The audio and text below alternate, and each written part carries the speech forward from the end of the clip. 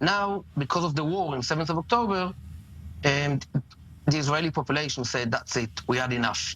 If we're not joining the IDF, you're not going to get any money. And this is what the Israel court is going to probably rule, that the yeshivot cannot get any money. And if that is going to bring the boys to the IDF, I don't think so. What's going to happen? I don't know. I actually wanted to address that very last point, the what is going to happen, because we have seen massive protests, sometimes escalating to riots, on this very topic in the last few years. But because Israeli society seems very unified behind this point today, if the ruling comes out against the Chareidi community in this, what are they going to do if suddenly their options are get drafted or don't eat? Well, it's a good question, and I will try to answer it. Probably, many young Charedim are not really in yeshivot.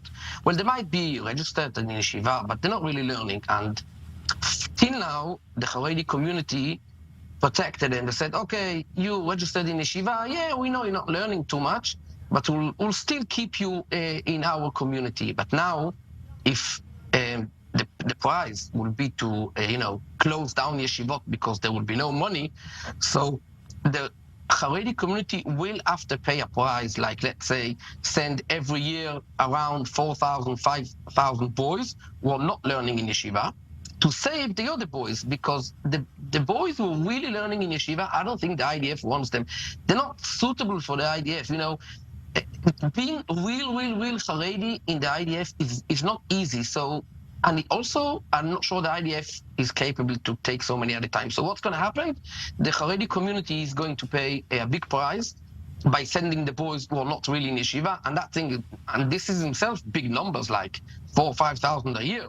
If this is going to happen, I'm not sure, because the Chareidi rabbis, all big rabbis and the leaders, they're very, very afraid that if they're going to give permission for the non-learners, the boys who are not in yeshiva, officially permission to join the IDF, many boys will join, boys from yeshiva will also leave the yeshiva and join the IDF.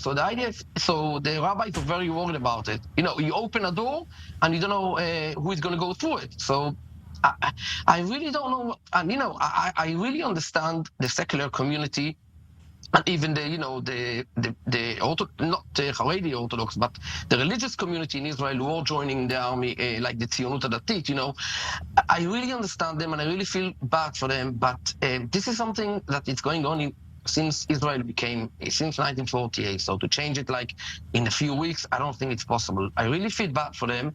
I know I spoke to many activities who said they're going to literally burn Israel. They said after we finish the war with Hamas, we're going to make a war on the streets and we're going to burn Israel over.